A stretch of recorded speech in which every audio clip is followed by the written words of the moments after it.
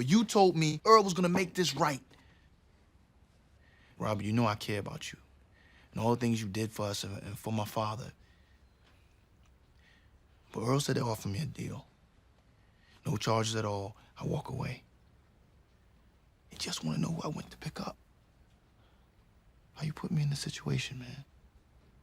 Why you put me in this position? Can you just hang tight? Can you do it? Just a little longer. All right. Earl said the deal's on the table for 24 hours. After that, they're gonna file a case. Earl says we're gonna lose. All right, for you. Just hang with me a little bit.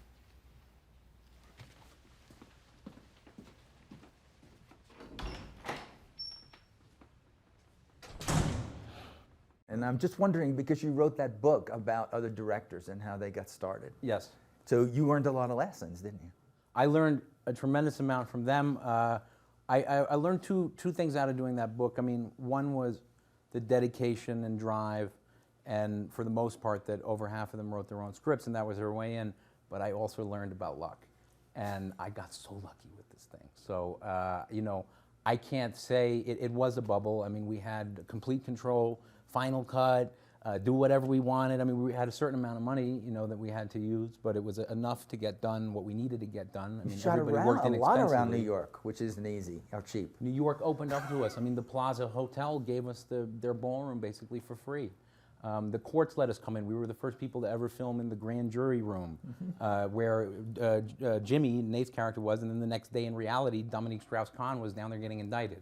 So we had tremendous support from the New York community, the filmmaking community, and when you have a commitment and enthusiasm, it grows, and the whole team had it, and then, you know, people we were trying to get stuff from had it and helped us and believed in the movie. So it was inspiring.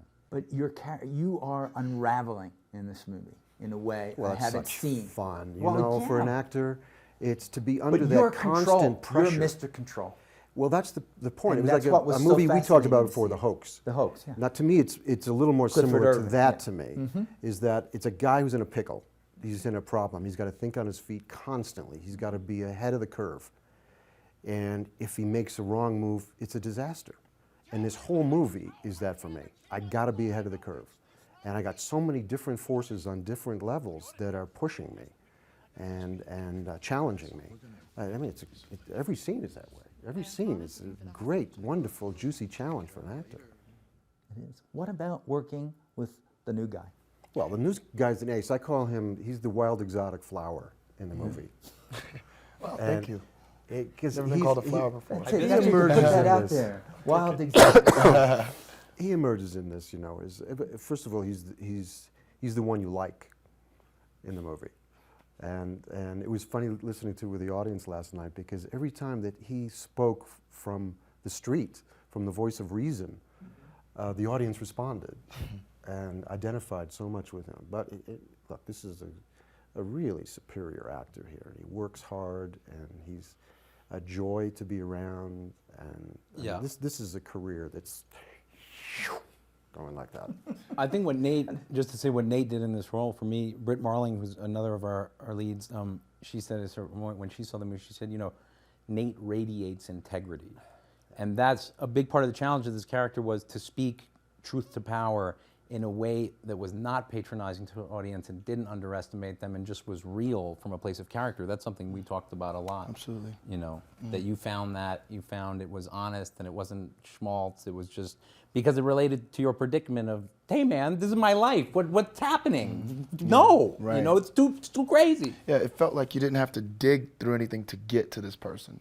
It feels like the other characters, there's this strong exterior that they've developed and built over the course of their lives, because they've had to be in the position that they are. And then you have this really simple character he is who he is. You know, he wears it on his sleeve because he's had to.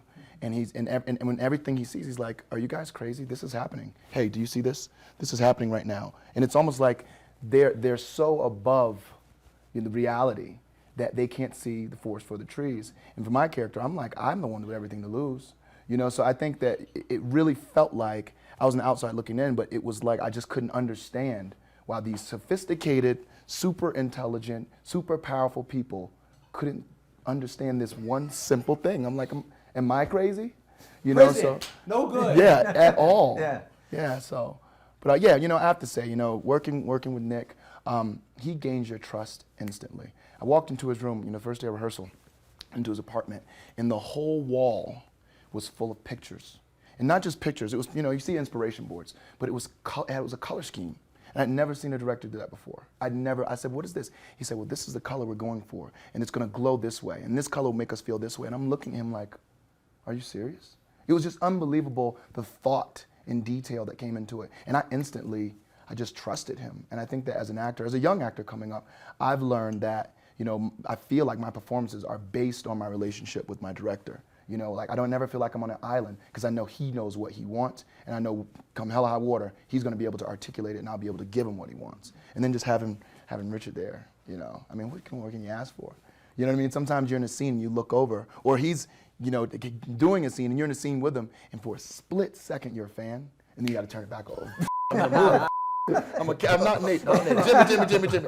You know, so I'm not. Forget Pretty Woman. Right. Yeah, it's not going to happen. I have to let you go, but I'm not usually, going anywhere. I'm feeling really good. We end This everything. is the coziest place we've been. It's in the more last 2 fun, days. yeah. Where do this they is put awesome. you? Are they torturing you? Yeah, they do. It's really. On It's the just rack. wrong, but I'll be killed by other people if this doesn't happen, if I don't end it. I usually end every interview that I do here with song. What are you going to sing? I can do any song, and I have one that I can do. But I'm sure that the three of you worked up something for me. Did we? That would be a song that would, you know what it is. It's from Chicago. Cynthia, were we supposed to do this? Yeah. No. Which one? Cue him. Razzle dazzle. Isn't that the perfect lyric for this guy? Give him the old razzle dazzle. I forgot Feed the and lyric feather now. 'em. How can they see with sequins in their eyes? Yeah. Is that not the theme song of this? Yeah. But, yeah. All right, I sang it.